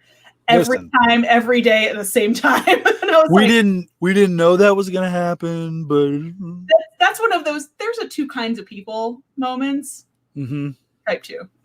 Like spite from the grave. Yeah. There's a tombstone I want to find. I've got it saved somewhere. I wrote it down. I don't know how true this is. This could be urban legend. I don't know. But I'm interested in looking into it more. There was a man, and I have no more information than what I'm going to give you, so I can't go into more detail than this. There was a guy. Is it the bear one? No, but that's good awesome. A man killed 99 bears. His name was Tiger. Is weird. So this guy got hit by lightning and lived. Okay. But then he got hit by lightning again, and it killed him. They say it doesn't strike twice. Apparently it do. It's right here. They buried him, put up his tombstone, and lightning hit his tombstone, destroying it. What did this guy do? So they put a new tombstone there. Here we go. John Smith, hit by lightning twice, died once. Let's move on. Lightning hit the tombstone again, destroying it. And the family said, we're not putting a new one up there. So they left the charred tombstone on his mound, and they're just like, it was meant to be. Have a nice day. I want to check that out so bad. I'm like, I don't want to stand next to it when I see it, but I do want to see if it's actually true. I'm 99% sure that guy was made of metal. He was a robot from the future. He was a robot from the future, and that's why he got struck by lightning that many times. Or he just angered Thor, and I don't know what happened. Thor was not satisfied with the fact he was already dead. There's like, no one shall remember a kapush. Like, that's the sound thunder or lightning makes, guys. Kapush. Kapush. That is the universal sound effect of lightning. And that's right. Striking someone. Trust me. Don't look it up. It's truth. That's crazy. Yeah, like that. I don't know if that's true or not, but please go find it if it is. Please go find that in the bear tombstone. Because I love those crazy, like the ones that have like the Ouija boards on them. Like somebody has a Ouija board on their tombstone. So it's like, I guess in case you wanted to communicate with them after they died, there's like, screw that. I'm not doing that. like, no, that's okay. Somebody has a recipe printed. Like I've seen that one where it's like, they love to cook in life, and so they wanted to share their recipe with people after death. I've always thought one, and you probably won't see these too much on Cemetery Road because a lot of these are more recent stones. But it's also interesting to come across the ones that actually have the photo of the person on them. On them, yeah. That is weird when you do that, because there's a difference between seeing a name and history or whatever on a stone, but to be face to face with that person photo, yeah, that's when you're just like, oh man, that becomes so much real, because it's like that's that person right there, and they're in the ground, they're in here. What the crazy one that you came across, which I thought was cool, is the one that supposedly have liquor bottles in them that they put the little and have like you could have a drink. So we I heard this once, and again, could be urban legend. It could have happened one time, and people are like, "Yeah, this happens all the time," kind of thing. But it makes sense to me.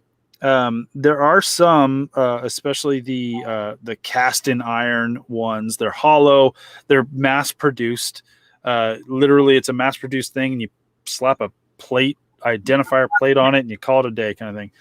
Well, I was doing a little cemetery tour once, and the guy who was doing the tour said, "Okay, these ones, because they're hollow, you can put things inside of them." And rumor has it that it wasn't unusual for people to place things inside of them. And one of those things could be booze. So people would be like, I'm going to go visit Joe in the cemetery. They walk up, they put a seat down, they undo the bolts that hold the faceplate on there. They reach inside, get your gin or your whiskey or whatever. You have a drink with your buddy, tell them like, hey, I miss you, whatever. Gloria's doing fine, good to think. Cork it, put it back in there, screw the things back on, have a nice day. And I always found that fascinating. The treasure hunter in me always found that fascinating, that there's a hidden thing within this thing, especially, just let's have a drink with my buddy at his final resting place. Like there was something about that is just, there's a romantic secret idea or something in there, and they're like, what if there was a map or like what if like this was especially growing up in the Old West in mining towns and all that kind of stuff, what if there was a map to this guy's hidden loot? Or like you follow this map into the hills yonder, and you're gonna find my plot of land where my gold came from, silver or whatever. Like very national treasure, and I'm into it. Like Exactly. Jones in me is intrigued. So let's watch some clips, shall we? Let's do. Let's do, and then we'll do a survey. So I've got queued up a couple clips from the most recent episodes, which of course, again, episode 7, Tonopah Part 2, Friday. What time on Friday, Jason? I generally try to put them out at 7 p.m. Pacific Standard Time on Fridays. Make sure you hit that bell also while I'm at it. Before I do that, hold on one second. Please hold. There we go. Then we have the subscription link right up there. So please go subscribe. I'm almost to 300 people. Almost to 300. We're trying for 1,000 by Christmas. Come on. We're tough order, but it's happening. It's a tall order, but it can happen. Let's make it happen. Let's make this try. So share it around. I would love for you guys to subscribe, but also share it around. Yeah, share that around to everybody that you know, and then wait for people to block you, and then apologize, and then get them to unblock you, and then share it again. Yeah. That's the philosophy. So let's share some screens. So we're gonna look at the couple clips from the most recent episodes from Hawthorne, which was episode 5, and then from Tonopah Part 1, which is episode 6. So let's go ahead and pull up. See if I can pull up the correct one. If not, it doesn't really matter, I guess. Burp. Oh yeah, pull up the right one. Hooray. Look at me go. All right. So this one I thought was really fascinating. This take a look at the ironwork that is currently around Charles F. Nolan's final resting place. I'm going to give you a look at this. It has great color to it. It is holding up so well. It's very pretty. A lot of times the ironwork can deteriorate just as much as the stone, just from the wear and tear of the elements, rusting, people climbing on them, pulling on them. It can fall apart very easily. This ironwork is so ornate and in such good condition. I was very impressed. So immediately when you walk into the cemetery, that one, also the fact that especially that one, ornate ironwork around this entire plot. There's one tombstone in there, and there's enough room for like 20 people. Yeah, it looked like it was maybe intended to be a family plot at one point, because it's wide enough to have 3 or 4 graves in there, but it only looked like there was the one. Just the one. Was there anything? Did you find out anything about him? Was he an iron worker? Like anything? I didn't find out anything. That's what's so interesting about Thanks for putting me on the spot, Vivian. Oh, sorry. Well, when you go back, you can find more out. But that's what's so interesting about graves like that are so unique, because you want to know then about that person. You're like, was this intended to be a family plot, but maybe the family was buried elsewhere? Like, why is this plot so big? Why is the ironwork on it so ornate? That sort of thing. I thought was, and it's rare to find that so intact. A lot of times those things are knocked over, like you said on the video, they're rusted through, they've fallen apart because people climb on them or knock them over. But it was well preserved and very pretty. So let me look at. So we're gonna look at this was kind of a sad part. So I think you know which part I'm gonna pull up. But there's a lot of places like this in cemeteries. It's not uncommon to encounter these sort of areas in a cemetery, especially older ones. So let's watch these. But these are probably the most unique tombstones in an area like this that I've ever seen. Mm-hmm. The sign reads "God's little angels." I'm going to maximize that because that just. And then we have a wide field of these wooden flowers, some with markers, some without. But it's quite a big section.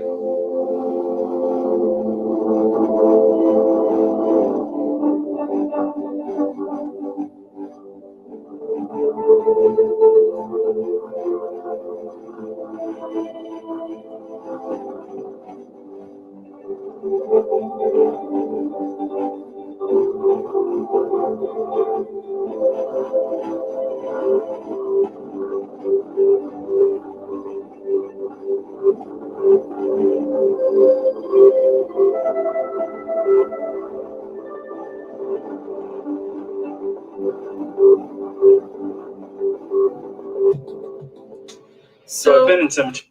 There's a lot of that in some of these older cemeteries. But that is probably the most unique headstone work I think I've ever seen in for graves for children. It's pretty. It's like, it's sad, but it's pretty. And it's like, I was like, wow, those are like, that's a really unique, because in Tonopah, like I've seen them in Tonopah, I've seen them in other cemeteries, but they're just usually generally like tiny little crosses or tiny headstones. But this one was like all flowers. And I was like, I wonder whose idea that was. Like, that's such an interesting idea. And they were like the flowers, and then the actual flower part of it, the head of the flower, was on this little strip of metal, so that when the wind blew, the flowers would move and stuff. So I imagine when it was first put in, it was quite beautiful. But right now, these flowers are all weathered, and the paint's pretty much faded and are gone. And you see some of them, the metal part's been bent, so the flowers like literally pointed at the ground. And the fact that I'm sure most of, if not all of these plots had stones, markers of some point to signify who these babies were, but now time, weather, the elements have destroyed most of them. So now we just have a field of these wooden flowers marking these locations. It was very sad. And that doesn't, as many cemeteries as I've been to, as many children's graves as I've seen, especially since I go to such old cemeteries, and obviously mortality rates were pretty high in those. Oh yeah, big time. Yeah. I've seen a lot of baby graves, and I've never gotten used to it. It still hurts to see them. It's still super, super sad. And I figure when it stops being sad is when I need to question when you're like, what I'm doing with my life. Yeah. Yeah. But this one was very interesting, very unique out of all the ones I've seen before. I've never seen, that's what struck me. I'd never seen one that unique to that. Cause it's like I said, usually they're just smaller versions of regular markers, or sometimes they're barely marked at all because they're so tiny, but that was just probably the most unique one I've ever seen.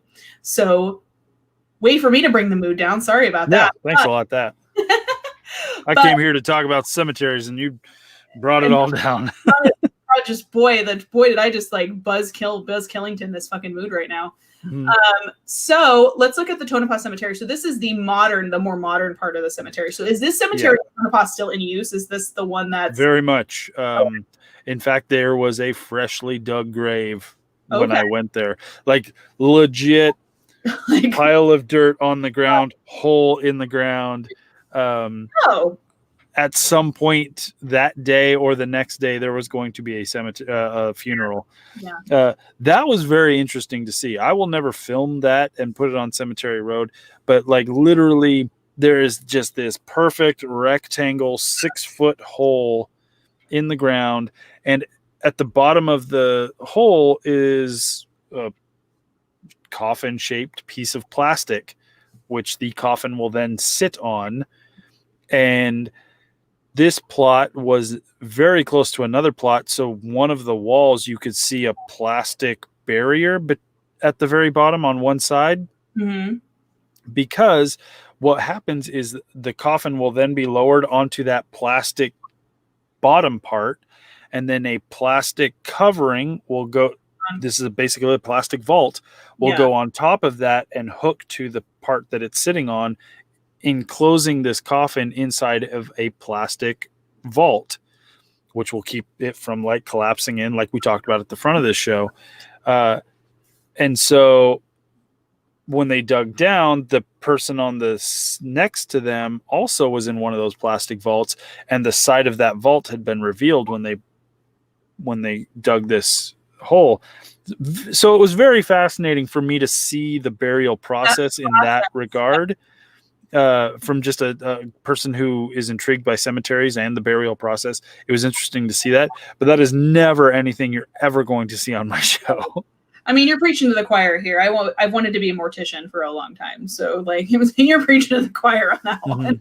I'm just like fascinating, but like totally get it. Like where it's like, I will never show that, but it's really interesting.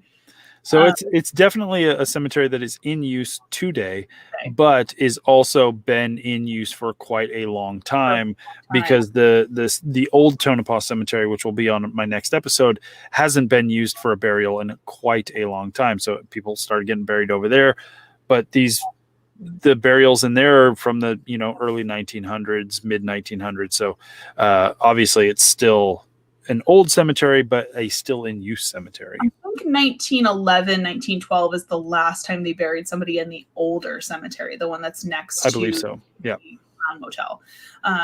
So that's the last time that one was used. And then they just started using this other one, which of course explains why this one is also so much bigger.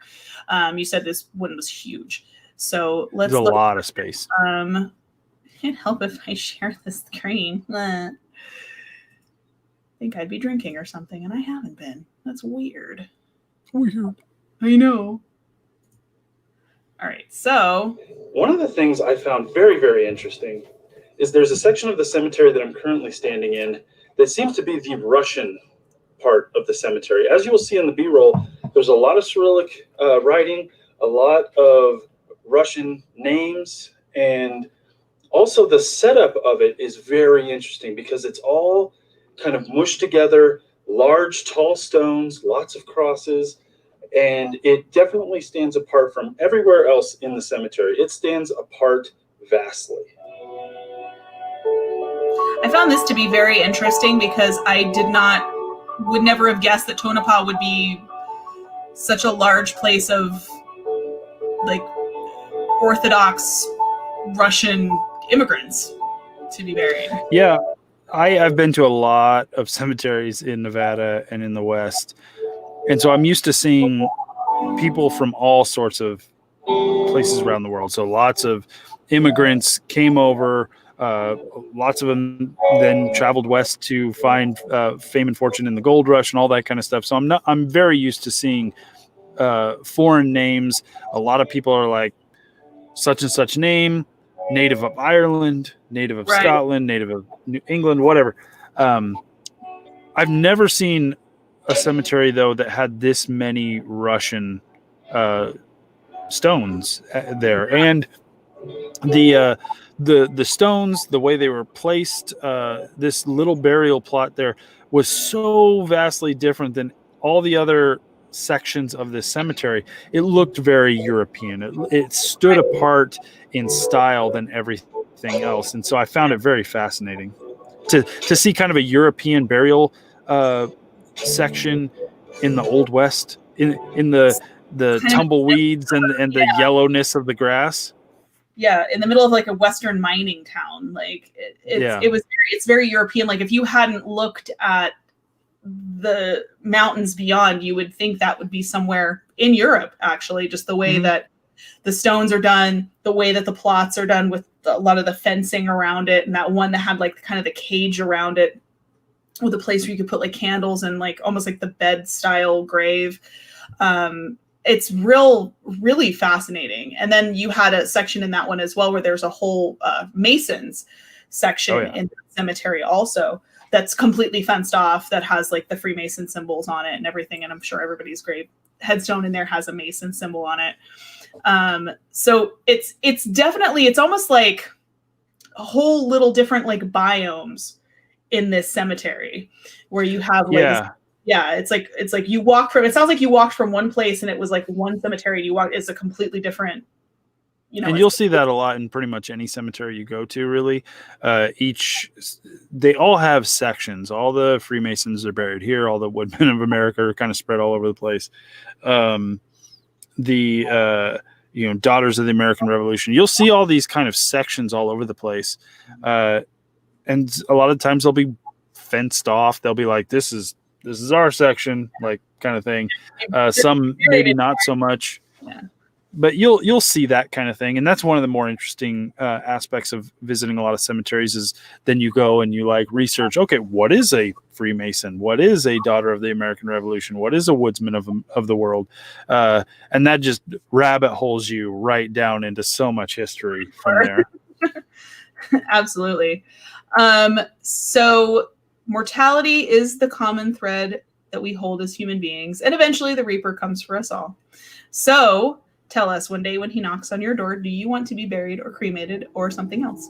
I will be cremated and spread in a very specific location. I will not be in a cemetery, which people find weird. It's funny because, yeah, it's like people would expect you to be like, oh, I want to be buried. And you're like, no. I'm good. I'm good. I have no interest. I don't know why. I'm super interested in cemeteries, but I don't want to end up in one. But yeah, oh well. I mean, that's totally fine. You could be interested in something and not want to be part of it. Like, you could be interested in basketball, but you don't want to join the NBA. That's totally fine. That's right. I love hanging out in cemeteries, but I don't want to spend my eternal resting place there. You know mine. Mine's falls into the other category. That's right. I want to be taxidermied. But that is illegal, apparently. So. Well, maybe it won't be by the time. By that time, we'll see. I'm sure there's loopholes. I'm sure I could get it done, black market style, like a bear. I won't tell. See? Just put your taxidermied corpse inside of a bear that's also been taxidermied. No one will ever know. I love this idea. Can I do this? Can I just inside of a bear? I know where we can get a bear. Yes. We're hiding my taxidermy corpse inside of a bear. It's gonna be like Russian nesting dolls. It's like there's gonna be like me inside of a bear, and then something has to be inside of me. There you go. Down smaller. I like this idea. I like it. So normally we do the survey that has to do with paranormal stuff. So I changed up the questions a little bit, obviously to suit the subject matter at hand. You have not seen these questions prior to this, have you? Nope. Awesome. Okay, so I already kind of answered this one, but maybe not for yourself. So maybe you don't necessarily have to answer for yourself, but we're going to do like kind of a either or kind of. Some of these questions are kind of like, would you rather either or?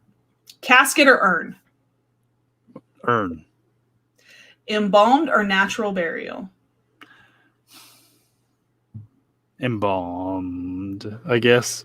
If you like, so it's like we'll just play the if game. Like if you were going to be buried, embalmed or natural burial? Embalmed. In-ground burial or mausoleum? Ooh. If I have the money, I don't know. A mausoleum sounds pretty cool. Let's go with that. Pretty sweet. I want a death cabin. 100%. Graveyard or cemetery? Graveyard. So I'm sure you know and can tell the people the difference between a graveyard and a cemetery because they are not the same thing. You tell them. So the difference between as I almost die on camera. Make sure the bear gets me. The difference between a graveyard and a cemetery is a graveyard is usually on hallowed ground near a church. It is next to or on church grounds, but a cemetery is not. Mm-hmm. So that is the difference between the two. Which famous person or celebrity's grave would you want to visit? Alfred Hitchcock. I knew that one was coming. That would be a cool one to visit, though. Like, that's part of the reason I want to go to the But I also want to go check out, like, Edgar Allan Poe. Oh, yeah, for sure. Like, there's a lot. There's a lot. Like, I want to visit his, because I think his has a raven on it. Mm-hmm. I think it has, like, a raven, like, engraved on it, which is freaking rad. Would you rather visit the grave of a famous person or an infamous person? I don't know because there's also some graves I plan on checking out for like gangsters. Oh, heck yeah. Al Capone? Yeah, like Al Capone type stuff. I don't know. Anybody. You like anybody with an interesting history, I'm fine with. You're like, I'm cool with that. Like, I'm cool with famous, infamous. Yeah. 6 of one, half a dozen of the other. Do you want to be mourned or celebrated in death? Celebrated. Let's have a party. Heck yeah, let's get drunk. I'm having a wake that's gonna last for like a week, and then just my bear in the middle of the party. There you go. And people can dance around the bear and get drunk. So we're gonna talk about some Latin, which we'd see a lot in cemeteries, of course. Mm-hmm. Memento mori or carpe diem? Memento mori. probably my favorite too. Carpe Diem's cool, but gotta go with Memento Mori on that one. Finally, and marble, wood, or metal headstone. That is, I don't want wood because that's just gonna end up becoming trash at some point. Metal seems a little impersonal to a degree, so I guess I'm gonna have to go with marble. It's a good choice, and it lasts. That's the thing is like about like it'll just last the test of time. Marble doesn't, unless it's broken, doesn't tend to degrade or to wear away. I mean, it takes it. It's going to take a while. Yeah, it'll erode eventually, but it's going to take it a lot longer. But it would need to be like very specifically made. Like I would want to like design it kind of thing. I think the thing with the metal ones, if you're purchasing metal, more than likely you've picked it out of a catalog. Right. And you're going to slap a nameplate on it. So I would want something more personal, handmade, with care, with specificness to it. Specificity. Yeah, because metal ones probably, like you said, are kind of mass produced and you're like picking something out. And I mean, unless it's going to be like this epic like statue or something that's made by an artist or something, or some sort of sculpture in metal, which would be cool. Don't get me wrong. You had a giant like robot tombstone. Very cool. Robot tombstone. Yes. Robots, you say?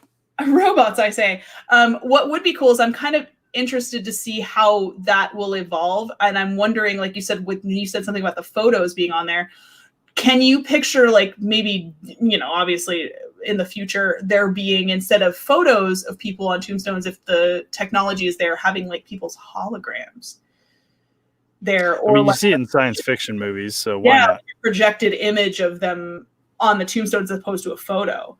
That would be wild. That would creep me out. I don't think I'd want. I'm okay. Can we just? I don't need my image on the stone or monument. I'm fine. Yeah, like I'm okay with that. Like I'm like, just put my YouTube channel link on there. I'll be good. Subscribe. That is not far away. Let's be honest. That is not far away from having like a QR code on your tombstone, so they'd be like, "Oh, here's their Instagram." It's coming. It's coming, guys. Pay your final social media respects. Mm-hmm.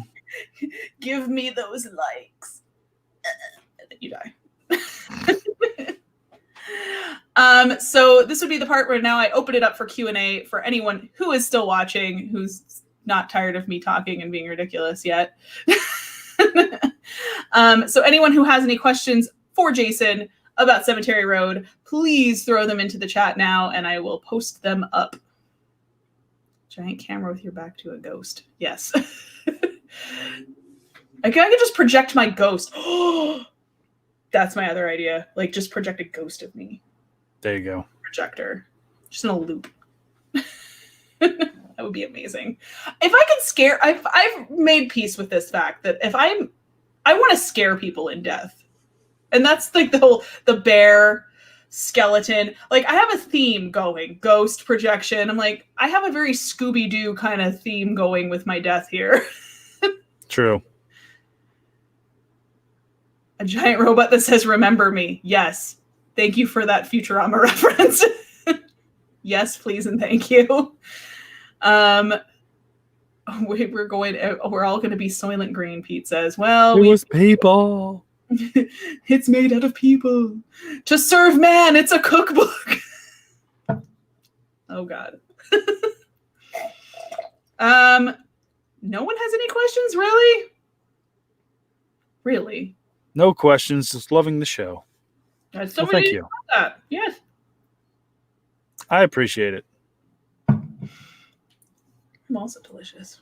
Tamara says, "I'm delicious." No one should be this delicious. I'm not gonna get in. Nope. I was gonna make a comment, then I'm like, no, I'm not gonna do that. That is a whole rabbit hole that I don't want to go down.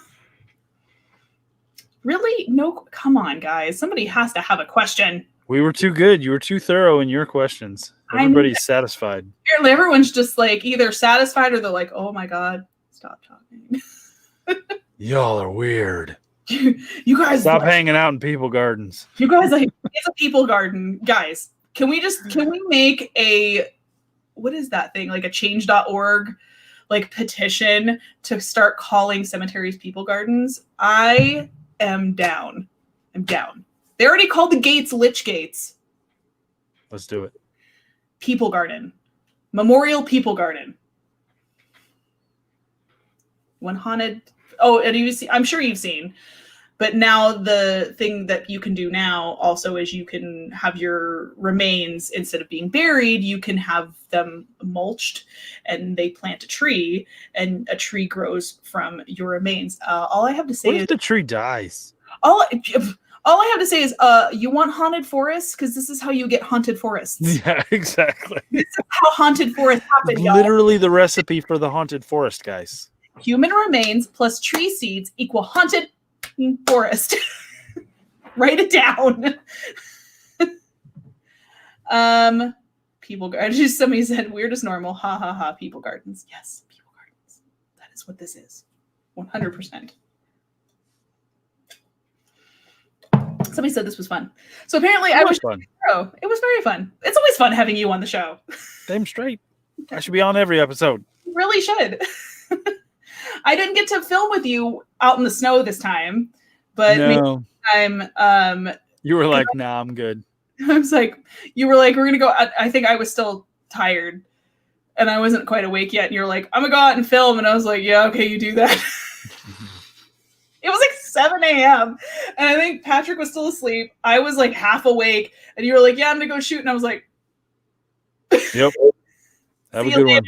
Coffee will be ready when you get back, because I'm not leaving right now. My pants, like from my knees down, were just frozen. You're so lucky you didn't get frostbite. Like your shoes were like soaked with snow. I'm surprised. I wrecked my drone, flew it into a gate. Wreck your drone. It's fine. It's gotten better. He fixed it. It's totally fine. And the shots that you did get after fixing it, after crashing it, were really cool. Or before crashing it. I don't know. Yeah, acorns become trees. Haunted forest, you guys. Whatever. Anyways. So yeah, maybe next time. So next time when we swing through Tonopah, which probably won't be till January, February next year, I do have those locations still lined up for Tonopah. We had to push them back a little bit just because there's too much going on in December with holidays, and we were already kind of cutting things close the week of Thanksgiving, going out of town to film something. I know. I don't want to get people in any more trouble than they're already in. So they keep going like, you're traveling during the holidays, man.